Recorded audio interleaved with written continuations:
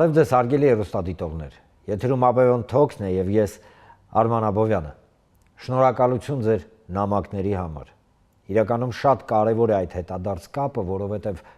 հենց դուք եք ձևավորում այն օրակարգը, որը քննարկվում է Աբովյան Թոքի եթերում։ Այսօր խոսելու ենք երկու հիմնական թեմաների մասին։ Միացյալ Նահանգների փոխնախագահ J.D. Vance-ի այցի եւ գործընթացների, որոնք այդ այցի ընթացքում տեղի ունեցան, եւ իհարկե չենք կարող չխոսել սոցիալական գործընթացների մասին։ Իմիջիայլոց ձեր նամակների հիմնական մասը հենց սոցիալական բլոկին են վերաբերվում։ Մեր առաջի հյուրն է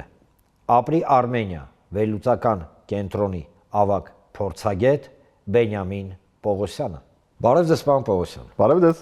Շնորհակալություն, որ ընդունեցիք հրավերը, պարոն Պողոսյան, ինչ է կատարվում առհասարակ Վենսի այցի հետ։ Հիշեցնեմ ձեզ հարգելի հեռուստադիտողներ, որ օրեր առաջ Հայաստան էր ժամանել Միացյալ Նահանգների փոխնախագահ J.D. Vance-ը եւ այդ ընթացքում ստորագրվել էին մի շարք փաստաթղթեր, որոնք նվազագույնը տարակուսանք առաջացրեցին առաջին օրը, հա, ստորագրելու մեծ ինչ-որ sense process սկսեց, ինչի համար եմ գիտեք sense մի տեսակ կասկածելով խոսում, որովհետեւ պատկերացրեք Միացյալ Նահանգների փոխնախագահի այցի ընթացքում իր ելույթի սխալ թարգմանություն։ Գիտեք, ես չեմ հիշում միջազգային պրակտիկայում sense շո մի բան։ Որտեղ պարզվեց, որ ոչ թե 9 միլիարդ դոլար Միացյալ Նահանգները գումար են ներդնում Հայաստանին, այլ Հայաստանն է կոպիտ ասած փող տալի Ամերիկային, որ Միացյալ Նահանգները Հայաստանում իր հերթին կառուցեն ատոմակայան, հա, այդ մոդուլային ատոմակայան, որը բնության մեջ գոյություն չունի։ Առայժմ չկա այդ ատոմակայանը, այդ մոդել էլ չկա։ Եվ այս process-ները, որոնք տեղի ունեցան, գիտեք, ես պարզապես միջազգային մամուլի վրա եմ հենվում, ֆրանսիական, Միացյալ Նահանգների, ռուսական, իրանական, ինչու ոչ, հələ կխոսենք դրա մասին։ Բոլորը զարմացած են, չեն հասկանում ինչ էր կատարվում։ Ինչ ա եղել։ Ինչի համար է Vance-ը եկել։ Փորձենք պատասխանել, իհարկե նաև մեկ այլ խնդրահարույց պահ կար այդ ցեղասպանության հուշամոլերի այցելության, թվիթի գրառման եւ հետո դրա ջնջման, որը նույնպես շատ մեծ աղմուկ բարձրացրեց, այդ թվում նաև ընդհանուր եւ թուրքական մամուլում, ինչին ես հետևել եմ։ Հիմա ինչու էր Vance-ը ԱՄՆ փոխնախագահ այցելել Հայաստան եւ Ադրբեջան։ Սա ամեն դեպքում տարածաշրջանային այց էր, չնայած Վրաստանը չկար։ Իմ գնահատմամբ առաջին սա ցույց է տալիս, որ Միացյալ Նահանգները շարունակում են հետաքրքրված եւ ներգրաված լինել Հարավային Կովկասով։ Գիտեք, կար տեսակետ, որ այնինչ եղավ 2025 թվականի օգոստոսին, դա զուտ մեկ անգամյա ինչ-որ PR ակցիա է, նախագահ Թրամփը ցանկանում էր ստանալ Նոբելյան մրցանակ, հետեւաբար նա, այսպես ասած, հավաքեց Հայաստանի եւ Ադրբեջանի ղեկավարներին, նույնիսկ պայմանագիր ընդհանրապես նախաստորագրվեց, բայց ինքը եւս մի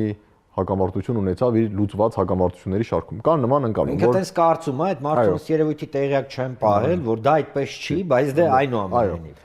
Բայց Vance-ի այցը եւ ընդհանրապես այս 6 ամսում ինչ տեղի ունենում ցույց է տալիս, որ ոչ։ Իհարկե չեն կարող բացառել, որ նախագահ Տրամփը ինչ-որ անձնական հավակնություններ ուներ խաղաղության մրցանակի կամ ընդհանրապես խաղաղարարի դափրիների,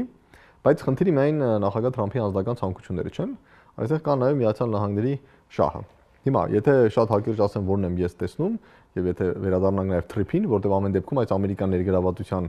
հիմքերից մեկը դա այդ միջազգային խաղաղության եւ բարգավաճման Թրիփի ուղին է, եթե ճիշտ եմ թարգմանում։ Պարզ է, որ այստեղ կա եւ աշխարհաքաղաքական կոմպոնենտ եւ աշխարհատնտեսական կոմպոնենտ։ Աշխարհաքաղաքական կոմպոնենտ առաջին բնականաբար հայտնվել Հայաստան-Իրան սահմանին կամ եւս մի իրանական սահմանում, որտեղ գիտեք, ամերիկացիները տարբեր Իրանի սահմանի մոտ կետերում կան, բնականաբար սա համար 1 եւ համար 2 չմոռանանք, որ Հայաստանը, որպես նախկին Խորհրդային Միության հանրապետություն, Ռուսաստանի կողմից, ինչպես այլ հետխորհրդային հանրապետությունները, միշտ էլ համարվել է, այսպես ասենք, իր շահերի գոտի կամ այսպես ասենք, նույնիսկ օրինական շահերի գոտի։ Դեռ նախագահ Մեդվեդևը 16-17 տարի առաջ ասում էր, դա մեր օրինական շահերի գոտին է։ Հայաստանը նաեւ ԵԱՏՄ անդամ է եւ այլն եւ այլն։ Եվ բնականաբար Միացյալ Նահանգների հայտնվել այն էլ տեսականորեն 99 տարի ժամկետով այն տարածաշրջանում, որը Ռուսաստանը միշտ համարել է իր հատուկ շահերի գոտի, բնականաբար աշխարհաքաղաքական հայտ է։ Բայց կա նաև աշխարհատնտեսական գործոնը։ Առաջին, դա շատ են խոսում միջին միջանցքի մասին, ինչ որ Չինաստան, Եվրոպա, ինձ թվում է բոլորն են հասկանում, որ այստեղ Չինաստանի գործոնը էականորեն ուռճացված է, մաքսիմում ինչի մասին մենք պետք է խոսենք, դա Կենտրոնական Ասիան Թուրքիային եւ Թուրքիայի միջոցով գուցե նաեւ Եվրոպային կապելն է։ Եվ թրիպի հիմնական նշանակությունը ստեղծել ավելի կարճ եւ այլընտրանքային ճանապարհ, որովհետեւ մի պարզաբանում խոսքը գնում է Միացյալ Նահանգների տեսակետից, որովհետեւ ըստ էության թրիպը դա միջանցքն է, որը ամերիկացիների ձեռքերով տրամադրվում են ու ըստ էության դա է ստացվում։ Ես այսպես կասեի, թրիպը դա բավականաչափ հեշտացված անցում է լինելու առաջին հերթին Ադրբեջանից Թուրքիա, հասկանալի հիմնական շահառուները Ադրբեջանը եւ Թուրքիան են, բայց նորից եմ ասում, շահառու է նաեւ Կենտրոնական Ասիան Թուրքիան, գուցե նաեւ Եվրոպան։ Գիտեք, հսկայական քանակությամբ հիմա խոսակցություններ կան հազվագյուտ մետաղների եւ այլնի մասին, եւ Միացյալ Նահանգները ինտենսիվ քայլեր են ձեռնարկում այս ոլորտում իրենց վերահսկողության տակ գտնվող մատակարարումների շղթաներ ստեղծելու համար, որովհետեւ այդ հազվագյուտ մետաղների թե հանածոների եւ թե մատակարարման շղթաների մեծ մասը վերահսկվում է Չինաստանի կողմից։ Եվ երբ ԱՄՆ Չինաստանի դեմ փորձում է մաքսատուրքեր կիրառել, Չինաստանն էլ ասում է, դե ես էլ քեզ չեմ վաճառել այդ հազվագյուտ որոշ մետաղներ, իսկ դրանցից է կախված նաև թվային տեխնոլոգիաներ, պրոցեսորներ եւ այլն։ Մի խոսքով կան աշխարհաքաղաքական շահեր, որոնք Միացյալ Նահանգներին բերել են Հարավային Կովկաս, եւ կան նաև աշխարհատնտեսական շահեր, եւ փոխնախագահի այցը իմ գնահատմամբ առաջին հերթին ապացույց է, որ այդ շահերը այստեղ են եւ կարծես թե առաջ Միացյալ Նահանգները ցանկություն չունի այդ շահերից հրաժարվելու։ Իհարկե, շատ կարճ էլ մի տարբերակ էլ կա, գիտեք, փորձագետներ կան, որոնք ասում են, եթե Միացյալ Նահանգները եւ Ռուսաստանը կարողանան համաձայնվել Ուկրաինայի շուրջ, ապա գուցե կլինի նաեւ համաձայնություն հետխորհրդային այլ տարածաշրջանների վերաբերյալ եւ գուցե այդ մեծ համաձայնության արդյունքում վերջնականապես հստակ կլինի Հարավային Կովկասի ճակատագիրը, բայց քանի որ այստեղ մի շարք եթեներ կան, եթե Ուկրաինայի հարցում պայմանավորվեն, եթե, հիմա այս այսպես ասենք սցենարի մասին կոնկրետ գնահատականներ տալը շատ բարդ է, որովհետեւ կախված է բազմաթիվ եթեների հետ։ Տեսեք, պարոն Պողոսյան, Միացյալ Նահանգները պարզը, որ ամրապնդում են, փորձում են ամրապնդեն համենայն դեպս իրենց դիրքերը Հարավային Կովկասում։ Պարզ է, որ Հայաստանի Հանրապետության իշխանությունները այդ գծի մեջ են։ Այլ կերպ չէր ստորագրվի այն փաստաթղթերի փաթեթը, որը թե Վաշինգտոնում ստորագրվեց, որը հետո վերահաստատվեց նախարար Միրզոյանի այցի ժամանակ Վաշինգտոն, երբ որ հանդիպես Միացյալ Նահանգների պետքարտուղար Մարկո Ռուբիոյի հետ Երևանում եւ այլն, ստեղ խնդիրը այդ փաստաթղթերը չեն։ Խնդիրը հետագա զարգացումն է։ Օրինակ, մենք խոսեցինք թրիփի մասին։ Իրանի արդեն իսկ կարելի է համարել պաշտոնական դիրքորոշումը հետեւյալն է, որ թրիփը դա որոշակի օձիք է տարածաշրջանի վրա գցած, որի հիմնական նպատակն է Իրանի վրա ազդեցություն ունենալ։ Այն պարագայում, որ Միացյալ Նահանգները սպառնում են հարվածել Իրանին։ Հիմա երբ որ Հայաստանը ըստ էության համաձայնվում է եւ դա ներկայացում է որպես չգիտեմ ինչ, հա, տենց, հա, ամերիկացիներին բերել իրանական սահմանի բերան, հայտարարություն է հնչում իրանական կողմից, որ շուտով Հայաստանի Հանրապետության ղեկավարը գնալու է Իրան, որտեղ ստորագրելու է ռազմավարական փաստաթուղթ համագործակցության։ Նույնը այս ատոմակայանների պատմությունը։ Ստորագրում են 9 միլիարդ կոպիտ ասած դոլարի, հա, որ մենք մտնում ենք այդ պրոյեկտի տակ, հաջորդ օր ազգային ժողովում նույն Նիկոլ Փաշինյանը հայտարարում է, ասում մի րոպե, ասում է, մենք հələ որ բանակցությունների մեջ ենք ռուսների, չինացիների եւ այլն, ասեմ ավելին, մինչեւ 2036 թիվը երկարաձգված է մեծամորի ատոմակայանի գործունեությունը, 36 թվից հետո եւս 10 տարով կարող է երկարաձգվի։ Սա ինչ է։ Դե եթե մեկ նախադասությամբ ասեմ, իմ գնահատմամբ Հայաստանի իշխանությունները գոնե նախքան մինչև 2026 թվականի հունիսի 7-ի ընտրությունները փորձում են անել ամեն ինչ, որպեսզի ցանկացած արտաքին խաղացող կամ պետություն, որը այս կամ այն կերպ կարող է ազդեցություն ունենալ ներքաղաքական գործընթացների կամ ընտրության արդյունքների վրա, որևէ հիմք չունենա Հայաստանի իշխանությունների դժգոհ լինելու։ Այսինքն, այո, ընդունում ենք Վենսին, հայտարարում ենք, որ թրիփը շատ կարևոր է, բայց միևնույն ժամանակ հայտարարում ենք, որ մենք երբեք Ռուսաստանի դեմ գործիք չենք դառնա, որ Ռուսաստանի հետ գոնե ղեկավարների մակարդակով կա ամենաջերմ հարաբերությունները։ Մի կողմից ԱՄՆ-ի հետ ավարտում ենք բանակցությունները 1-2-3 պայմանագրի վերաբերյալ, որը իրավական առումով թույլ է տալիս ամերիկյան տեխնոլոգիաներ բերել, միջուկային տեխնոլոգիաներ, բայց մյուս կողմից հայտարարում ենք, որ վերջնական որոշում իհարկե չկա, բանակցությունները շարունակվում են, ձեր նշած 5 երկրների հետ։ Տեսեք, ես ինչքան հասկացա այդ հայտարարությունը վերաբերում էր նրան, որ ավարտվել են բանակցություններ պայմանագրի շուրջ, բայց պայմանագիրը ինքը ոչ թե վերաբերում է ատոմակայան կառուցելուն, այլ պայմանագիրը հիմք է, որպեսզի դու կարողանաս տեխնոլոգիաներ օգտագործել։ Այսինքն իրավական առումով այլևս չկա խոչընդոտ, որ եթե Հայաստանը ցանկանա իրավական առումով խոչընդոտ չի կարող լինել, որտեղ եթե չի ստորագրվում այդ 1 2 3-ը, դու նույնիսկ եթե ցանկանաս էլ չես կարող։ Բայց եթե մեկ ընդհանուր նախադասությամբ նորից եմ ասում, իմ տպավորությունը նա է, որ առնվազն գոնե մինչև 2026 թվականի հունիսի 7 բոլոր այն պետությունների հետ, ովքեր այս կամ այն կերպ կարող են որևէ ազդեցություն ունենալ ներքաղաքական գործընթացների եւ ընտրությունների արդյունքների վրա, կառավարության դիրքորոշումը հետեւյալն է. չեն անում որևէ քայլ, որը այս պետություններից որևէ մեկի մոտ կարող է առաջացնել կտրուկ հակազդեցություն կամ կտրուկ հակաքայլեր։ Հիմա ինչ կլինի 2026 թվականի հունիսի 7-ից հետո ես ասել չեմ կարող, նախ մենք չենք կարող վստահ լինել ընտրությունների արդյունքների վերաբերյալ, դա ինչպես ասում են մի փոքր մութ խնդիր է։ Բայց ես գրեթե վստահ եմ, որ մինչև 2026 թվականի հունիսի 7-ը մենք կլսենք հայտարարություններ, որ մենք պատրաստ ենք եւ շարունակում ենք բարեկամություն Ռուսաստանի հետ, որ մենք խորացնել ենք բարեկամությունը Միացյալ Նահանգների հետ, որ մենք երբեք թույլ չենք տա, որ Հայաստանը օգտագործվի Իրանի դեմ եւ պատրաստ ենք հարաբերությունները շարունակել Իրանի հետ, որ Եվրամիության հետ պատրաստ ենք հարաբերությունները շարունակել, BRICS-ի հետ պատրաստ ենք հարաբերությունները խորացնել, չգիտեմ, նորից ենք ցանկանում դառնալ Շանհայի համագործակցության կազմակերպության անդամ, պատրաստ ենք շարունակել Թուրքիա եւ Ադրբեջանի հետ խաղաղության գործընթացը, այսինքն հնարավորինս դրական, այսպես ասենք, մթնոլորտ ձևավորել Հայաստանի իշխանությունների շուրջ, որովհետեւ նորից եմ ասում, որևէ արտաքին խաղացողի մոտ չառաջանա անկալում, որ Հայաստանի իշխանությունների քաղաքականությունը ուղղակիորեն հակասում է իր կենսական շահերին, հետեւաբար չլինի շահագրգռվածություն, որ գուցեև ես պետք է ինչ-որ բաներ անեմ, հասնելու Հայաստանում խորհրդանական ընտրությունների հետո նոր իշխանության ձևավորմանը։ Ես գոնե այսպես եմ պատկերացնում։ Իսկ հետարքիրա ձեր կարծիքով Հայաստանի Հանրապետության իշխանությունները տեղյակ են, որ իրենց այս գործողությունները ոչ թե կոմպլեմենտարություն են, այլ գոյություն ունի քաղաքագիտության մեջ վստահաբար դուք գիտեք մի արտահայտություն, որը կոչվում է political jumping, այսինքն քաղաքական թռչկոտություն, հա, ամենայն հարգանքով։ Ես ուղղակի թարգմանում եմ, որի իմաստը նա է, որ դու ոչ թե դիվերսիֆիկացնում ես քո հարաբերությունները ամերիկացիների, ռուսների, իրանցիների, թուրքերի, ադրբեջանցիների, այլ այնպիսի քայլեր ես կատարում, որոնք հակասում են ընդհանուր դաշտի տրամաբանությանը եւ դու քեզ դնում ես մի իրավիճակի մեջ, որտեղ քեզ Ա չկա վստահություն, Բ դու ոչ վստահելի գործընկեր ես եւ խաղացող եւ Ց ըստ էության մատի ու մատանի արանքն ես մտնում պետություն, քո պետությունով։ Նույն այս ատոմակայանների պատմությունը շատ վառ օրինակ է։ Ինչ եք կարծում, կա այդ, չգիտեմ, ընկալումը գոնե այն ամեն ինչ ես ասեցի։ Ես կդժվարանամ իհարկե իշխանությունների կամ կառավարության Չէ, ես կառավարության գործողությունների մասին եմ։ Թե իրենց մոտ ինչ ընկալում կա, բայց նորից եմ ասում, կողքից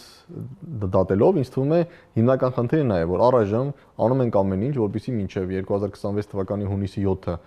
բոլորը մեզնից գոհ լինեն կամ առնվազն որևէ մեկը մեզնից շատ դժգոհ չլինի։ Հիմա ինչ կլինի 2026-ի հունիսի 7-ից հետո, տեսեք, նույն ատոմակայանի խնդիրը։ Հիմա վերջին հաշվով կա երկու տարբերակ։ Կամ Հայաստանը չի կառուցում նոր ատոմակայան, կամ Հայաստանը կառուցում է նոր ատոմակայան պետություններից մեկի հետ։ Բոլորս ենք հասկանում, որ հնարավոր չի կառուցել համատեղ ատոմակայան չինացիների, եվրոպացիների եւ ռուսների հետ։ Հիմա հետեւաբար բոլորն են հասկանում, որ ինչ որ մի պահի այդ որոշում ընդունելու պահը գալու է։ Այսինքն կամ Հայաստանը պետք է ընդհանրապես ասի, ես հրաժարվում եմ եւ նոր ատոմակայան չեմ կառուցում որպեսզի ոչ մեկին չնեղացնի, թե դա էլ է տարբերակ։ Եվ նաեւ վարչապետը նշեց, որ հնարավոր է ատոմակայանի ժամկետը երկարացնել մինչև 2046։ Եթե հնարավոր է աշխատանքի ժամկետը երկարացնել մինչև 2046, թեկուզ տեսականորեն։ Չնայած շատերը պնդում են, որ դա տեխնիկապես անհնար է, բայց հիմա դա չքննարկենք։ Դա նշանակում է, որ նույնիսկ որոշում ընդունումը նոր ատոմակայանի հետ կապված։ Օրինակ ինչ են հիմա բոլորը քննարկում, չէ՞, որովհետև կա ընկալում, որ ատոմակայան որոշում ընդունելուց մինչև ատոմակայանի գործարկումը, նույնիսկ եթե փոքր մոդուլար ռեակտորների մասն ենք խոսում, նվազագույնը 8 տարի է անհրաժեշտ, 8-9 տարի։ Հետեւաբար եթե նորը պետք է լինի 2036-ին, գոնե 2027-ին Հայաստանը պետք է այդ որոշումը ընդունի։ Հիմա ես չեմ բացառում նաև, որ խոսելով, որ հնարավոր է ատոմակայանը գործի մինչև 2046 թվական, կառավարությունը ակնարկում է, որ այդ որոշումը ընդունելու կարիք կլինի 2037 թվականին։ Իսկ բոլորս ենք հասկանում, որ այս գերարագ փոփոխող աշխարհում ինչ կլինի 2037 թվականին, ոչ ոք բացարձակ չգիտի, եւ գուցե կառավարությունը մտածում է, որ ի վերջո հնարավոր կլինի խուսափել որոշում ընդունելուց, որտեղ բոլորս բարձ հասկանում ենք, որ եթե նույնիսկ դու ակնարկների մակարդակով, շեշտում եմ, ակնարկների մակարդակով ակնարկել ես Ռուսաստանին, որ ես հակված եմ քո տարբերակ ընդունելու, ակնարկել ես ամերիկացիներին, որ ես հակված եմ քո տարբերակ ընդունելու, գուցե նաև ակնարկել ես այլ կողմերի, հասկանալ է, որ վերջում եթե որոշում ընդունես, ասես ես ընտրում եմ ռուսականը,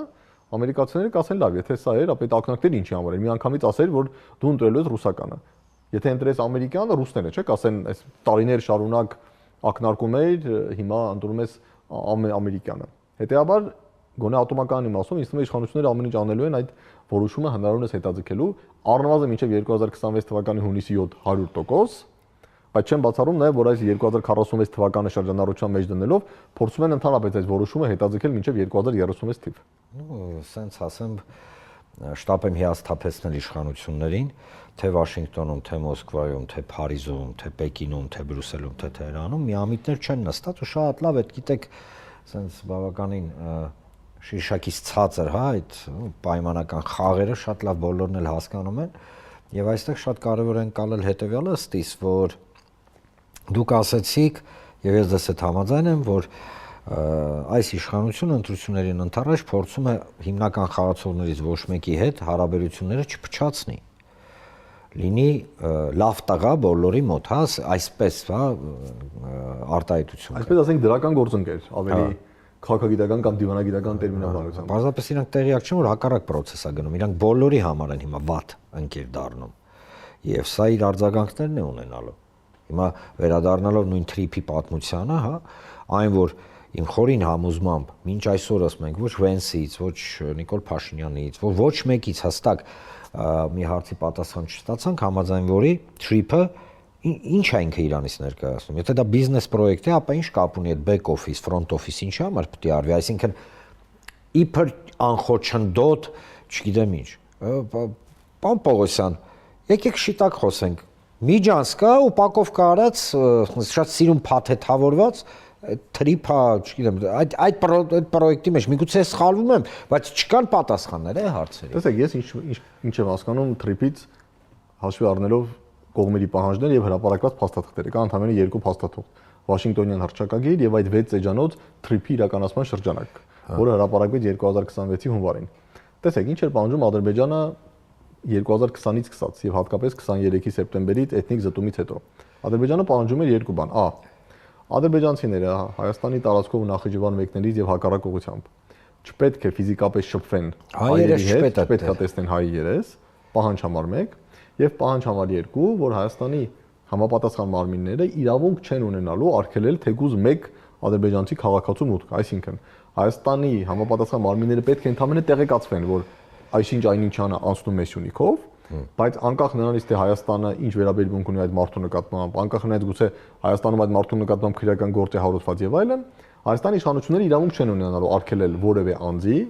կամ բեռի տեղափոխումը Հայաստանի տարածքով։ Հիմա ինչ են արել ամերիկացիները, նորից եմ ասում, ըստ հրապարակված փաստաթղթերի։ Առաջի պահանջը ադրբեջանցիների, որ ադրբեջանցիների հայերի երես չեն տեսնելու, դա կարծես թե բավարարված է այդ front office տարբերակով։ Հայտարարություն։ Գիտեք, տարբեր front office ասում են, որ կամ լինելու են մասնավոր ընկերություններ, որոնք գուցե կլինեն ոչ Հայաստանի քաղաքացիներ, որտեղ հանգիստ կարելի է վարձել ցանկացած մասնավոր ընկերություն աշխարհի ցանկացած երկրից, թուրքական օրինակ, տեսականորեն։ Իսկ երեք նաև վարչապետը ակնարկեց, եթե ճիշտ եմ հիշում, եթե վարչապետների հարկ է, որ հնարավոր է նույնիսկ ընդհանրապես մարդ չլինի այդ front office-ում, այսինքն ամեն ինչ լինի ավտոմատացված, հետեւաբար նույնիսկ կարիք չլինի բերել, չգիտեմ, ֆրանսիացիներ, ճապոնացիներ կամ թուրքեր։ Այսինքն այդ առումով ադրբեջանցիների պահանջը համարենք բավարարված։ Հիմա երկրորդ պահանջը, որ Հայաստանի համապատասխան մարմինները պետք է բացառապես տեղեկացվեն անցնող անձանց եւ բեռների մասին, բայց իրավունք չունենան որոշում ընդունելու, այստեղ կարծես թե պահանջի ամբողջական բավարարում չկա, որտեղ եթե կարծում ենք այդ 6 էջանոց փաստաթուղթ, այնտեղ նշված է, որ այսպես կոչված back office-ը, որը Հայաստանի համապատասխան մարմիններն են, իրենք են ունենալու իրավունք ամեն անգամ թույլ տալ կամ ընդունել որոշում, թույլ են տալիս տվյալ անձի կամ տվյալ բեռի տեղափոխումը։ Եվ ես ինչքանով հետևում եմ ադրբեջանական մամուլին եւ նաեւ գիտեք, տարբեր փորձագիտական շրջանակներում նաեւ հանդիպում եմ ադրբեջանցի փորձագետների հետ, երբ այդ 6 էջանոց փաստաթուղթը հրապարակվեց, այդ Թրիփի իրականացման շրջանակ 2026 հունվար 13, ադրբեջանական փորձագետների արձագանքը մեր առաջին հիմնական պահանջը բավարարված է, որ մենք չպետք է տեսնենք հայ երես, եթե կոպիտ արտահայտվեն, բայց մեր երկրորդ պահանջը, որ Հայաստանի իշխանությունները իրավունք չեն ունենալու որևէ բեռի կամ քաղաքացու անցումը արգելել, կարծես թե այնքան էլ բավարարված չէ։ Եվ հիմա ադրբեջանցիների մոտ հարցեր կան, որ այնինչ հայտարարվել է 2026-ի հունվարին Վաշինգտոնում, ամբողջությամբ չի տեղավորվում անխոչնդոտ անցման իրենց տրամաբանության մեջ։ Հետևաբար ինչքանով ես եմ հասկանում, ամերիկացիները ասել են, օքեյ, ադրբեջանցիները ունեն երկու պահանջ. Ա. Չենք ցանկանում տեսնել հայի երես, Բ. Հայաստանի համապատասխան մարմինները որևէ լիազորություն չեն ընդունելու, որևէ որոշում ընդունելու։ Հայաստանի իշխանությունները ասում են,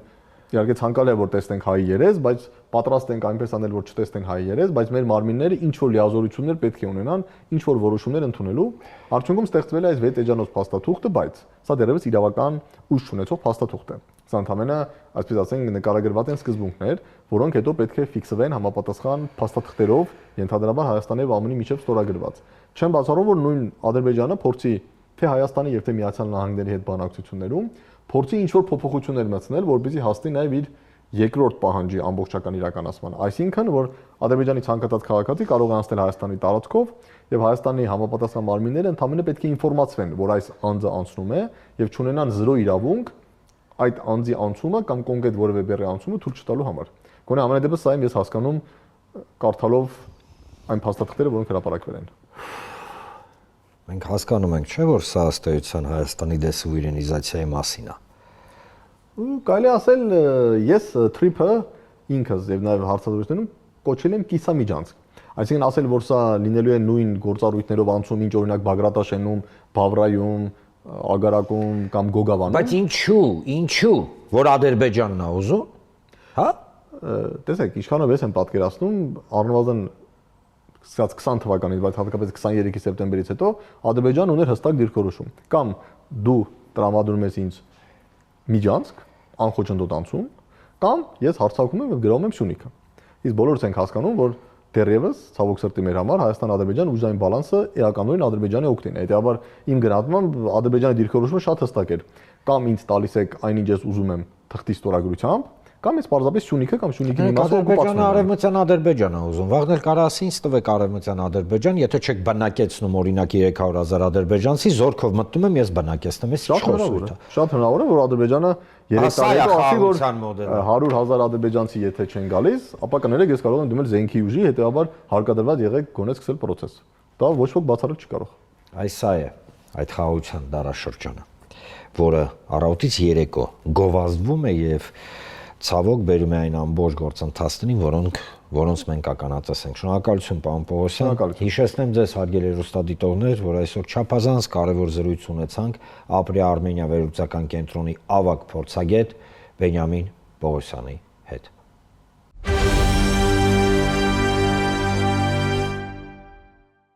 Հաղորդման երկրորդ մասում կխոսենք սոցիալական եւ տնտեսական խնդիրների մասին Մայր Հայաստան կուսակցության նախագահ Անդրանիկ Թևանյանի հետ։ Բարև ձեզ, պարոն Թևանյան։ Բարև ձեզ։ Շնորհակալություն, որ ընդունեցիք հրավերը այսօր քննարկել չափազանց կարևոր, հա, ըստ իս եւ ըստ ձեզ եւ ըստ մեր բոլոր, հա, հեռուստադիտողների խնդիրները, որոնք ուղղակի առնչվում են սոցիալական բլոկի հետ եւ բնականաբար տնտեսության հետ։ Առհասարակ քաղաքականության մեջ, հա, մոռանում են բոլորը, որ Անդրանիկ Թևանյանը տնտեսագիտության գիտությունների թեկնածու է եւ այս պարագայում մի առաջարկ ունեմ այսօր, հա, առաջարկ Հայաստանի շրջանակներում, այսպես նույնիսկ կձևակերպեմ, որ փորձենք մեր հեռուստադիտողների հետ միասին քննարկենք պատճառահետևանքային ամբողջ, հա, այդ կույտը, որովհետեւ տեսեք, մենք բոլորս հաճախակի հնչեցնում ենք խնդիրը, չէ՞, բայց ինչից է առաջացել խնդիրը բուն հենց տեխնիկական առումով եւ ինչպես պետք է լուծվի խնդիրը։ Ցավոք հաճախակի մենք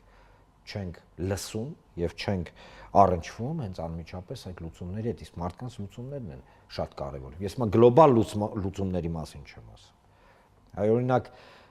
սկսենք հետեւյալից, դուք որ հիմնական 3, հա, ու պայմանական, sense կամ 3 կամ 4 կամ չգիտեմ ինչքան պատճառները sense առաջ կտանեք, որ իրավիճակը իրականում բավականին ծանր է սոցիալական առումով։ Տեսեք, մարդկանց հիմնականում հետաքրքրում է երկու գլոբալ հարց։ Մեկը, որ երկիրը լինի անվտանգ ու խաղաղ, եւ երկրորդը իրենք կարողանան իրենց կենցաղը բարեկեցիկ ձևով վարել, այսինքն կրթության գումարներ, ապրանքների գներ, աշխատավարձերի չափ, աշխատատեղ, սոցիալական վիճակ։ Մարդկանց դա է հետաքրքրում։ Անվտանգության ու խաղաղության թեման կարծում եմ այլ քննարկման առարկա է։ Մենք քննարկենք հիմա մարդկանց սոցիալական վիճակը։ Հայաստանում մշտապես եղել է սոցիալական բևեռացվածություն։ Եվ երբ որ հայտարարվեց, որ մենք գալիս ենք այդ սոցիալական բևեռացվածությունը վերացնելու, առաջարկվեց, այսպես ասած, Ռոբին Հուդյան տարբերակ, որ ընդհանրապես պետք է շատ փող ունեցողներից վերցնել եւ բաժանել քիչ փող ունեցողներին, դա ամենապրիմիտիվ պոպուլիստական ճանապարհն է, բայց մեծ հաշվով տեսեք, 3 ինդիկատոր կա, որը հուշում է, թե ինչպես է լինելու մարդկանց կենցաղը, ինչպես է իրենց սոցիալական վիճակը լինելու։ Կոռուպցիայի մակարդակը, ինչքանով է բիզնեսի համար հնարավորություններ ստեղծված, ինչքանով են քաղաքացի պետություն հարաբերությունները կարգավորված։ Երկրորդը կառավարման որակը, ընդունված է լավ կառավարում, վատ կառավարում ձևակերպումները, եւ երրորդը բիզնես միջավայրը, որը անուղղակիորեն նաեւ ազդում է մարդկանց սոցիալական վիճակի վրա։ Հիմա կոռուպցիայի հետ կապված։ Տեսեք, մենք եթե վերցնենք թվերը, նախ համեմատվենք հարևանների հետ եւ համեմատենք մեր թվերի հետ, պատկերը եղել է հետեւյալը։ Մենք կոռուպցիայի համաթվող, ես բերում եմ, ասենք, Transparency International ձևակերպումները կամ Greco-ի տված գնահատականները, այսինքն միջազգային գնահատականը տանք։ Կոռուպցիայի համաթվով մենք միջինից ցածր ենք եղել, այսինքն ոչ այնքան խորը կոռումպացված երկիր ենք համարվել, բայց միջին թվերն են եղել մոտավորապես 40-ի կարգի, ասենք, ընդունված է 0-ից մինչև 100, 100-ը չկոռումպացվածն է, ամենաիդեալական, օրինակ Դանիան կամ Սկանդինավիայի երկրները, 0-ն արդեն ամենակոռումպացված երկրների շարքը, որը Transparency-ն է հայտարարում, օրինակ Վենեսուելան կամ աֆրիկյան երկրները։ Մենք եղել ենք մեջտեղի թվերի մեջ 30, 40 եւ այլն այդ համաթվով։ Մինչև 21 թվականը Հայաստանը կոռուպցիայի առումով որոշակի բարելավում ունեցել է, կոռուպցիայի ընկալման ինդեքս է դա կոչվում, այսինքն ինչպես են ընկալում քաղաքացիները կոռուպցիայի համաթիվը։ Հետագայում արդեն 21 թվականից հետո իջել է եւ Transparency գնահատականներով Հայաստանում կա կոռուպցիա եւ մարդկանց մոտ ընկալումներ կան, այդպես տարբեր նշումներ են անում, թե ինչու կա ընկալում, ասենք պետություն քաղաքացի հարաբերություններում, պետական հովանավորչություն եւ այլն, այս ամեն ինչը կա։ Եթե վերցնում ենք հարևան Ադրբեջանի հետ համեմատությունը, ապա մեր վիճակը համեմատաբար ավելի լավ է։ Այսինքն այնտեղ համաթիվը 65-ի կարգի է, ուրեմն օրինակ 30 քանիսի կարգի է։ Իսկ Վրաստանին համեմատ։ Վրաստանի համեմատ ավելի վատ է։ Մենք 10%-ով ավելի վատ է եւ դա այն դեպքում, երբ որ Արևմուտքը քննադատում է Վրաստանին այսօրվա հասկանալի աշխարհակաղակական պատճառներով, բայց ամեն դեպքում Վրաստանի կոռուպցիայի ընկալման ինդեքսը շատ ավելի լավ վիճակում է, քան Հայաստանն, այսինքն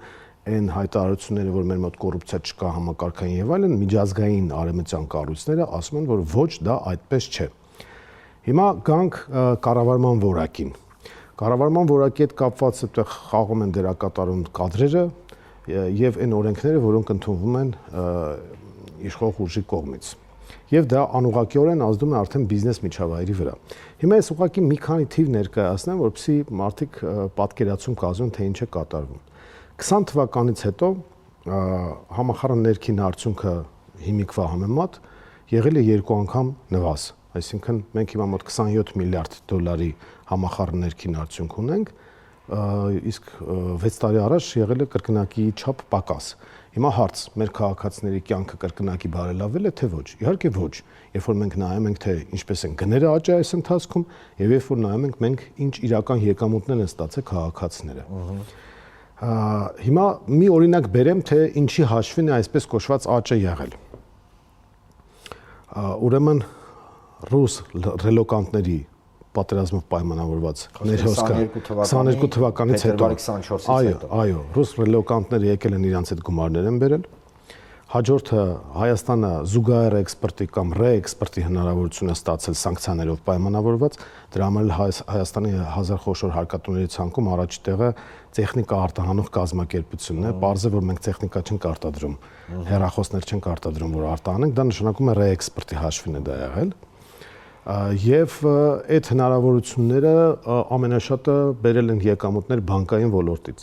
ոլորտին։ Ես նորից թվեր ներկայացնեմ, որպեսզի դուք պատկերացնեք։ Եթե հայտարարվում է այն մասին, որ բանկերը կեղեքում են եւ այլն, բայց հետո մենք տեսնում ենք, թե բանկերի հետ ինչ է կատարվում, մենք հասկանում ենք խոսքի եւ գործի տարբերությունը։ Ուրեմն 20 թվականի համեմատ, երբ որ 20 թվականին արձանագրվեց բանկային ոլորտի շահույթները համախառն $100 միլիոն, դա համարվեց, որ հսկայական գումար է։ Իսկ դա նշանակում է, որ մեր քաղաքացիներն են տուժողները եղել վարկերի տեսքով, միջնորդավճարների տեսքով եւ այլնի տեսքով։ 26 թվականին 25 թվականին ավելի ճիշտ եւ այս տարվա ամփոփումը ցույց է տալիս, որ բանկային ոլորտի շահութաբերությունը համախառն կազմել է ուշադրություն 1 միլիարդ 100 միլիոն դոլար։ 1 միլիարդ 100 միլիոն։ Այո, այսինքն 20 թվականի համեմատ բանկային ոլորտի մաքուր շահույթը աճել է 11 անգամ։ 100 միլիոնից դարձել է 1 միլիարդ 100 միլիոն դոլար։ Սա նշանակում է, Պարոն Թևանյան, բոլորը վարկի տակ են, ներողություն, տենց էլ պտիլներ, սաղս ոնց բան է, գերին կացած։ երբ որ մենք խոսում ենք Հայաստանում տնտեսական աճի, միջին աշխատավարձի աճի եւ այլնի մասին, մենք պետք է հասկանանք, որ դա վերաբերում է շատ նեղ ոլորտների։ Ուրեմն խաղամոլությունն է աճել եւ այսօր կա կազմակերպություն, որի տարեկան շահույթը կազմում է 1.5 միլիարդ դոլար։ Տարեկան շահույթը։ Հիմա երբ որ մենք նայում ենք, թե ինչ է կատարվում այսպես կոչված ապօրինի գույքի հետ կապված, համախառն ապօրինի գույքը, որը պետությունը պետք է բռնագանձի, իբր դեռ դատական process-ները չանցած, մենք համախառն հաշվարկում ենք եւ պետությունն էլ է դա ասում, իշխանությունը, որ կազմում է 1.5 միլիարդ դոլար։ Այդքան գումարի դատական հայցական դատարաններում։ Իսկ դա գանձած չի։ Դեռ գանձած չի, բայց համախառն չափը հաշվել է 1.5 միլիարդ դոլար։ Ներողություն, ստեղ անպայման մի մեջբերում անեմ, հատուկ հետաքրքրվել է ապօրինի գույքի հետ կապված գործընթացների, որ պարզապես պարզ լինի հարգելի հեռուստադիտողներ ջան, այդ 1.5 միլիարդից իրական, հա, հեռանկարներ, սա ես չեմ ասում, սա իրավաբաններն են ասում, այդ գումարի 3-ից 7% ընդամենը կարող է հիմք հանդիսանալ, որ կարողանան գանձեն։ Բայց այդ գումարն էլ չկա։ Ես դա չեմ ուզում ասեմ։ Չէ, խնդրեմ, ես բարձր որ պարզաբանում եմ։ Ես ուղղակի ուզում ասեմ, որ ապօրինի գույքը, երբ որ գնահատվել է 1.5 միլիարդ դոլար, այս 30 տարվա ընթացքում։ Հա։ Խաղամոլությամբ զբաղվող կազմակերպություններից մեկը, տվյալ դեպքում անունը տալը իմաստ էլ չունի։ Հա, չէ, այն որ ասում անուններ չեն տալիս։ Չէ, տալը ես երևույթն եմ տալիս։ Այո։ Տարեկան շահույթ է ստանում 1.5 միլիարդ դոլար։ Այստեղ ձեզ կասեն այդ 1.5 միլիարդից, չէ՞, սա կհայտնվի ինչ որ մեկը, հա, ասենց վառ աչքերով կնայի պատին ու կասի, հա, բայց պարոն Թևանյան, այդ 1.5 միլիարդից հարկեր են մուծվում, որով հետո տատիկներ պապիկներին բան թոշակներ են տալիս եւ այլն, սենց բաներ են ասելու։ Տեսեք, այդ թոշակների մասով հայտարարվեց, որ 10000 դրամը թոշակառուները չգիտեն ինչպես ծախսել, մենք ավելի լավ կծախսենք։ Հիմա մենք նայում ենք երևույթները, ուրեմն 1.5 միլիարդ դոլար տարեկան շահույթ խաղամոլության հաշվին, ասենք մեր բնակիչների գումարների հաշվին եւ 1.5 միլիարդ դոլար ուրեմն նույն չափով համարյա ապօրինի գույք։ Հիմա համախառն ներքին արդյունքը աճել է 2 անգամ, բայց մարդկանց եկամուտները չեն աճել 2 անգամ լայն շրջանակների համար։ Մենք գները նայում ենք, նույնիսկ պաշտոնական տեղեկատվությամբ առաջին անհրաժեշտության ապրանքների գները երկնիշ ինֆլյացիոն երևույթներ են ունեցել։ Նվազագույն թոշակի չափը 36000 դրամ է, նվազագույն սպառողական զամբյուղը 80-82000 դրամի չափ, այսինքն թոշակով մարդիկ չեն կարող իրենց մինիմալ կյանքը ապահովել, եւ աղքատը ըստ պաշտոնական տվյալների Հայաստանի ամեն 5-րդ մարդը, բայց իրականում մենք ունենք նաև աշխատավարձ ստացող աշխատող աղքատներ, այսինքն մարդկանց աշխատավարձը չի բավականացնի, որպեսզի իրենց ընտանիքների սննդի, հանգստի, կրթության եւ այլնի աճը ապահովեն եւ նույն կրթության ոլորտը անցած տարվա համեմատ 8-9%-ով թանկացել է։ Այսինքն մենք նայում ենք մարդկանց կյանքի որակը ինչպես է փոխվել եւ տեսնում ենք, որ դեպի վատն է գնացել, մարդիկ գներին նայում սարսափում են։ Հիմա գալիս ենք բիզնես միջավայրին։ Շրջանառության հարկի թանկացում, ավելացում, բիզնես միջավայրի հետ կապված բազմաթիվ խնդիրներ եւ այս ամեն ինչի ֆոնի, երբ որ մենք նայում ենք նաեւ տրանսպորտի թանկացում կա, գույքահարկի թանկացում կա, ես միայն վերցնում Երևան քաղաքը, աղբահանության վճարի թանկացում, տեղական турքերի եւ վճարների թանկացում, կարմիր կետագծերով եւ կապույտ կետագծերով ավտոկայանատեղիների թանկացում։ Այս ամեն ինչը, որ մենք նայում ենք,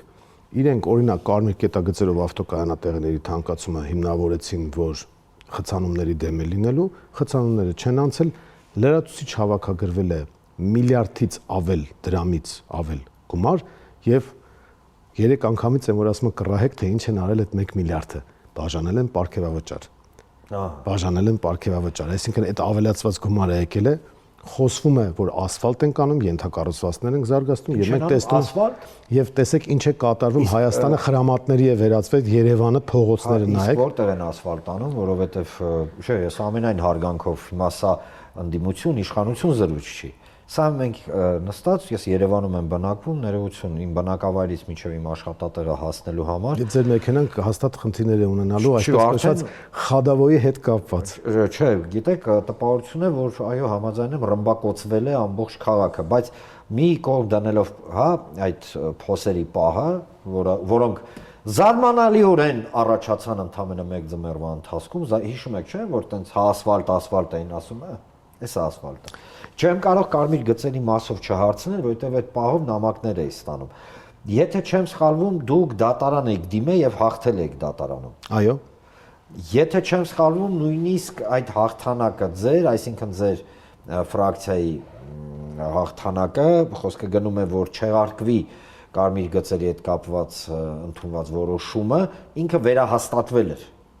Վերահաստատվել է վերաքննիչում, նույնիսկ վճռաբեկում եւ այլն, բայց այսինքն բոլոր ինստանցիաները անցավ, բա պրոբլեմը ինչու՞մ է։ Ասեմ, իշխանությունները գնում են մանշուստրության։ Քաղաքային իշխանությունը անընդհատ բողոքարկում է, այսպես ինչ-որ դիմումներ է ներկայացնում, ոչ պատշաճ ներկայացուցիչ եւ այլն, ձգձգում են։ Մենք համ 24 թվականի որոշումն ենք դատական վեճի մեջ մտել այդ թեմայով, համ 25 թվականի որոշումը, համ այդ իրենց բոլոր որոշումները որ կան, մենք դատական կարգով դիմել ենք, ապացուցել ենք դատարանում, որ ոչ իրավաչափ է այդ թանկացումը կարմիր կետագծերի եւ դատարանն էլ ասել է, որ դրա իրավաչափությունը չի համապատասխանում օրենսդրությանը, որովհետեւ եթե պետությունը կամ համայնքը ծառայություններ է մատուցում եւ որոշում է թանկացնել այդ ծառայությունները, ինքը պետք է թանկացնի ինքնարժեքային ծախսը։ Կոպիտ ասած, եթե կարմիր ներկը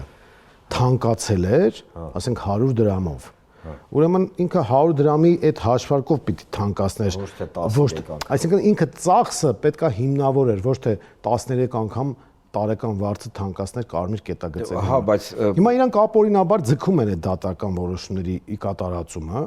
անընդհատ ինչ-որ հայցեր են տալիս, բողոքարկում են, այսինքն ձգում են ու նորից որոշումներ են կայացնում ի վնաս քաղաքացիների։ Ոնց որ աղբահանությանը որոշեցին, որ պետք է քառակուսի մետրով հաշվել, այսինքն իրենց կարծիքով աղբը ստեղծում է ոչ թե քառակուսի մետր, ոչ թե մարդու կողմից, այլ քառակուսի մետրի կողմից, որը չի համապատասխանում իրականությանը։ Նույնը գույքահարկի հետ կապված։ Տեսեք, այսինքն հարկերը ավելացնում են, գները ավելացնում են։ 18 թվի հայտնի կարգախոսը հիշում եք, այդ բանանը էժանացել է։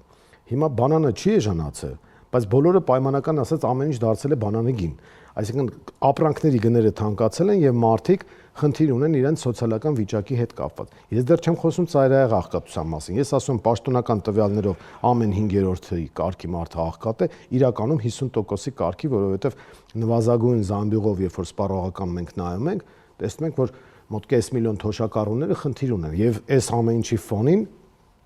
3 միլիարդ դրամ պարգևավճար, 7-8 միլիոն դրամ յուրաքանչյուր նախարարի պարգևավճար եւ այդպես շարունակ։ Պարգևավճարը եւ հասարակության վիճակը պետք է համարժեք լինի, իդենտիկ լինի իրար, այսինքն մենք պետք է պարգևավճար տանք են դեպքում, երբ որ կոնկրետ արդյունքներ են ապահովվում։ Այսինքն պարգևավճարի ինստիտուտը ինքը նորմալ բան է, բայց adekvati մեջ։ Իհարկե, որովհետեւ դու խրախուսում է, էլի։ Խրախուսում է աշխատանքի արդյունքը։ Եթե արդյունքը այն է, որ աղքատությունը ավելացել է, մարդիկ խոսում են, որ առաջ, ասենք, չգիտեմ, օլիգարխիկ համակարգ է, մենաշնորհներ են, դրա համար գները բարձր են։ Բա հիմա եթե հայտարարվում է, որ այդ ամեն ինչը չկա, բա գները ինչի են էլ ավելի բարձրանում եւ ամենակարևորը համեմատություն են կանում Վրաստանի հետ։ Ես ինչու եմ Վրաստանը վերցնում, որովհետեւ մենք համարժեք բնակչության քանակ ենք, իդենտիկ ենք։ Նման ենք, ընդ որում Վրաստանում, ասենք, շատ դեպքերում տարբեր տարիներին ավելի վատ է եղել վիճակը, քան Հայաստանում։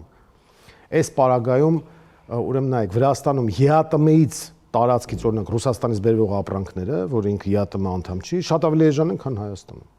Շատ ավելի էժան են։ Վրաստանում տրանսպորտը էժան է, քան ասեն, տեսեք, իրանք ԵԱՏՄ-ում չեն, իրանց մոտ ավելի էժան է։ Բայց դա ստեղի համակարգի հետ է կապված։ Ստեղի վիճակն է։ Հաջորդը Թբիլիսիում տրանսպորտը ավելի էժան է, քան Երևանում։ Ինչի պետք է այդպես լինի, երբ որ Թբիլիսին ավելի մեծ է տարածքով։ Ասեմ, ավելի հարմարավետ է իրենց տրանսպորտը, ես նույնիսկ լինելով ավականի, նաև իրենց տրանսպորտից եմ օգտվել, բավականին 7 տարի առաջ ֆանտաստիկ համակարգ է գործում, որը շատ, գիտեք ոնց, իրականում մարդկանց համար է։ Վրաստանում համախառն ներքին արդյունքի անցած տարվա աճը 50%-ով ավելի է եղել, քան Հայաստանը։ Բայց այս ոնց ենք համարում, եթե Հայաստանը համարվում է դեմոկրատիայի բաստիոն, իսկ Վրաստանին ճնշում է արևմուտքը, այսինքն արևմտյան ստանդարտներով, 50%-ից ավելի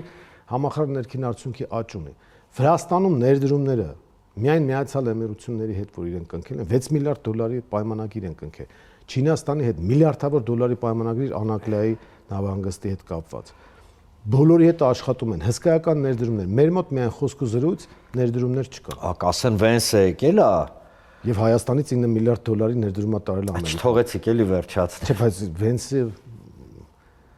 Վենսից առաջ Հայաստան պայմանական ասած ճակերտավոր եկել էր նաև Վուդրո Վիլսոնը իր 160,000 քառակուսի կիլոմետրանոց քարտեզով։ Ես հիմա փնտրում եմ այդ քարտեզի իրական պատկերը։ Չգիտեք, իրականում անկեղծ եմ ասում, առանց ոչ մի այլևայլությունների իրավիճակը իրականում ծանր է եւ սա ուռճացնելու խնդիր չի։ Ես առհասարակ փորձում եմ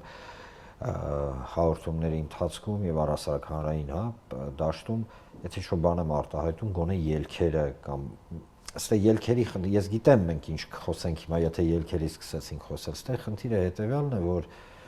տեսեք, տնտեսությունը կարելի է այսպիսի գնահատական տալ, Հայաստանի տնտեսությունը գտնվում է ինչ վիճակում է գտնվում։ Ծանր հարկային, վարկային եւ ինֆլյացիոն վիճակի մեջ։ Հիմա տեսեք նույն դոլարը աշխարհում փլուզվում է։ Տրամպը փորձում է ամերիկյան տնտեսությունը փրկել դոլարը էժանացնելով։ Հայաստանի իշխանությունը այդ դեպքում կենտրոնական բանկի միջոցով ինքը պետք է դոլարը քաշի տնտեսությունից, այսինքն թույլ չտա, որպեսզի դրամը այսպես ասած ուժեղանա։ Ինչու՞, որովհետև դա հարվածում է մեր արտահանողներին եւ տեղական արտադրությանը, նպաստում է ներմուծմանը, նպաստում է աղքատության աճին։ Այդ փոխարժեքի քաղաքականությունը, որ վարվում է, պետք է բերի հետեւյալ գործողություն։ Գործողություն համար 1 դոլարը քաշել շուկայից եւ ստեղծել ներդրումային հիմնադրամ, ավելի էժան վարկել տրամադրելու համար բիզնեսին եւ մյուս մասնավոր բանկերն էլ արդեն որ փողը աշխատի եւ դրամը չուժեղանա այդ առումով։ Այսինքն դոլարը 385-ից չդառնա 300։ Այդպիսի փուլ մենք ունեցել ենք հայտարարություններ։ Եվ երկրորդը մենք այդ դոլարով պետք է անընդհատ ոսկու պաշարները ավելացնենք, որովհետեւ դոլարի փլուզումը բերելու է միակ կայունացման հնարավորություն ոսկու տեսքով։ Մենք ոչ նա ենք անում, ոչ նա ենք անում եւ մենք տեսնում ենք փոխարժեքի իջեցում։ Սա սխալ քաղաքականություն է, որը պետք է դրամավարկային առումով փոփոխության ենթարկվի, որովհետեւ տնտեսությունը պետք է զարգանա, մարդիկ էժան վարկեր վերցնելու հնարավորություն պետք է ունենան։ Խոսքս եւ սպառողական վարկերի եւ բիզնես վարկերի մասին է։ Այս ամեն ինչը մասնագիտական լուծումներ է պահանջում, որի հնարավորությունները մենք տեսնում ենք, որ կա։ Հայաստան ունի զարգացման հնարավորություն ուղղակի համապատասխան քաղաքականության պայմաններով։ Շնորհակալություն, պարոն Թևանյան, հիշեցնեմ ձեզ, հարգելի հեռուստադիտողներ, որ այսօր տնտեսական եւ սոցիալական բլոկը քննարկեցինք Մայր Հայաստան կուսակցության նախագահ Անդրանիկ Թևանյանի հետ միասին, ցավոք ժամանակը թույլ չտվեց մինչև վերջ, քննարկեն կամ զարգացնենք։ Դեռ առիթներ կունենանք։ Դե ես կարծում եմ, համոզված եմ ավելի ճիշտ, որ մենք դեռ առիթներ կունենանք։ Շնորհակալություն, պարոն Թևանյան։ Շնորհակալ։ Դե ինչ, հարգելի հեռուստադիտողներ, լսեցինք մեր այսօրվա հյուրերին եւ իհարկե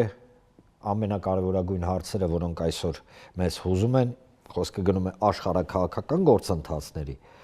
արտաքին գործընթացների, տարածաշրջանում տեղի ունեցող գործընթացների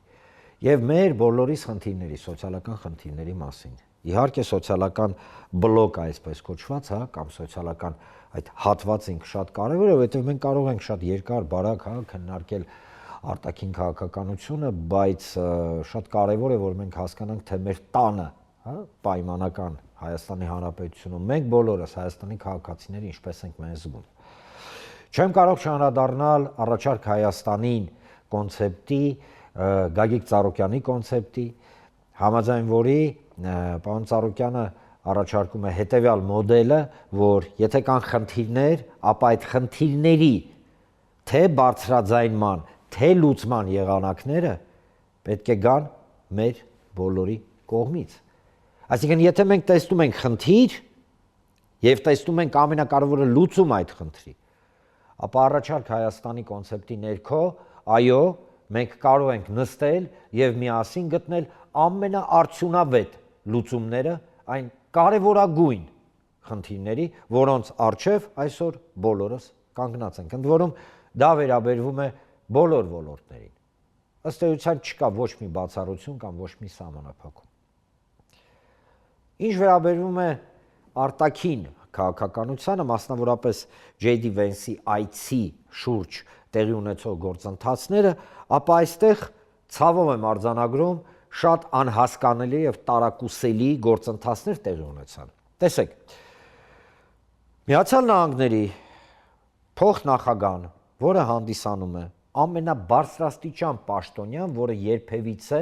այցելել էր Հայաստան, այցը զուգահեռվեց որոշակի փաստաթղթերի ստորագրմամբ կամ որոշակի հռչակագրերի։ Մինչ այսօրս պարզել չի, թե ինչ է իրականում իրենից ներկայացնում այն պայմանավորվածությունները, դե յուրե խոսքը գնում է իրավական առումով, որին եկել էին Հայաստանը եւ Միացյալ Նահանգները։ Անցնենք հերթով առաջին ատոմային էներգետիկա։ Իմիջիալոս կհիշեք այն պատմությունը, որ J.D. Vance-ի եզրափակիչ ելույթը սխալ էր թարգմանվել, ինչը առաջացրեց բավականին լուրջ, ասենց ասեկոսեներ եւ այլն, բայց էսի դնում եմ մի կողմ եւ հիշենք, որ Հայաստանը ըստ էության համաձայնվել է գնել, ընդգծում եմ գնել 9 միլիարդ դոլարով Միացյալ Նահանգների միջուկային տեխնոլոգիաները, որոնք պետք է կիրառվեն մանր կամ փուչուր, ինչպես կցանկանաք, մոդուլային ատոմակայանի կառուցման ներքո։ Խոսքը գնում է ամերիկյան մոդուլային ատոմակայան։ Այսինքն տեսեք, Հայաստանը 9 միլիարդ դոլարի պետք է գումարներ դնի, այսինքն գնի այդ փողը տա, որ մեր մոտ կառուցվի մոդուլային ատոմակայան։ Զավեշտը գիտեք ինչու՞մն է։ Բնության մեջ գոյություն չունի ամերիկյան մոդուլային ատոմակայան, չկա, դա պրոյեկտ է թղթի վրա, եթե չեմ սխալվում 21 թվականին Միացյալ Նահանգներում մի, ասենց փորձարկում էին անցկացրել, կառուցել էին մի մոդուլային ատոմակայան, որը սկզբից արժեցավ 5 միլիարդ դոլար, հետո գինը աճեց մինչև 10 միլիարդ դոլար եւ հոսանքը, որը արտադրվում էր այդ, ասենց ասած, էքսպերիմենտալ, մոդուլային ատոմակայանի, այնքան թանկ էր, որ ուղղակի ձեռնտու չէր եւ ամերիկացիները փակեցին այդ պրոյեկտը։ Բայց արի ու տես, որ Հայաստանի հետ ստորագրել են կամ պայմանավորվել են մոդուլային ատոմակայանի գնման։ Այն պարագայում, երբ որ իրականում այդ մոդուլային ատոմակայանը գոյություն չունի բնության մեջ։ Բայց հաջորդ օրը անմիջապես ազգային ժողովում Նիկոլ Փաշինյանը հայտարարություն արեց, որը ըստ էության ավելի, գիտեք, խճճեց իրավիճակը, ինչ առումով, ասեց, հələ մի րոպե, ասեց, մենք մինչև հիմա բանակցություններ ենք վարում, Ալչի բանակցություններ չենք վարում, դիտարկում ենք ռուսական մոդելը, չինական մոդելը, ֆրանսիական մոդելը այդ մոդուլային ատոմակայանների եւ եկեք չմոռանանք, որ Հայաստանում գործող ատոմակայանը, որը Ռոսատոմի, անմիջապես կառավարման տակ է գտնվում, ինքը մինչև 36 թիվ երկարաձգվել է գործունեությունը ատոմակայանի եւ հնարավոր է 36 թվականից հետո եւս 10 տարով երկարաձգել։ Այսինքն մի հատ խճճված իրավիճակ։ Հիմա մենք այդ մոդուլային ատոմակայանը ամերիկացիներից գնում ենք, թե ոչ։ Եթե չենք գնում, ապա ինչ եք ստորագրել J.D. Vance-ի հետ։ Անհասկանալի, խճճված, շատ, գիտեք, տարակուսելի, ասենց գործընթաց է։ Երկրորդը TRIP։ Տեսեք, ոչ ոք դեմ չի, որ Հայաստանի Հանրապետության սահմանները բացվեն, դա անհրաժեշտ է։ TRIP-ը ներկայացվում է որպես բիզնես պրոյեկտ։ Չէ, բացառապես ասում են, սա ոչ մի աշխարհաքաղաքական երանգ չունի, ինքը բիզնես պրոյեկտ է, որը պետք է ապահովի, նաև լինի գործոն ավելի ճիշտ Հայաստանի անվտանգային համակարգի համար։ Իհարկե, ես հիմա չեմ մեկնաբանի, որ աբսուրդ է պնդել, որ յուրաքանչյուր տնտեսական պրոյեկտ ինքը կարող է լինել անվտանգային ինչ-որ երաշխիք։ Դա աբսուրդ է, տենց բան չկա, դա սուտ է, ուղղակի եմ ասում, եւ ցավոք այս նախընտրական փուլում այս կարգի fake, պնդումները իրենք գնալով ավելանալու են։ Բայց այնուամենայնիվ, մենք այդպես էլ չստացանք պատասխանը, TRIP-ը ինչ է։ Այն առումով դա ճանապարհը ամերիկացիների վերահսկողության տակ։ Դա համատեղ ինչ-որ մի պրոյեկտ է, բիզնես պրոյեկտ։ Դա գեղեցիկ փաթեթավորված թուրքերի եւ ադրբեջանցիների կողմից պահանջված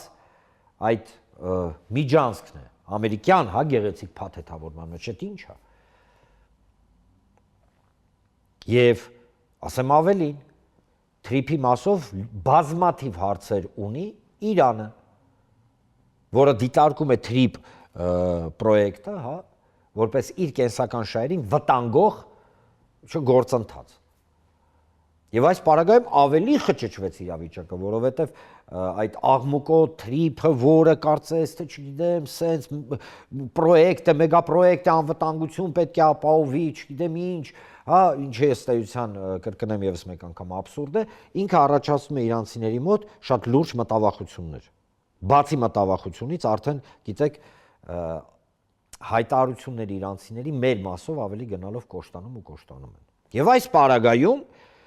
հայտնվում է տեղեկություն, որ Հայաստանը մի տարվա ընթացքում կամ այս տարի, հա, Թեհրանի հետ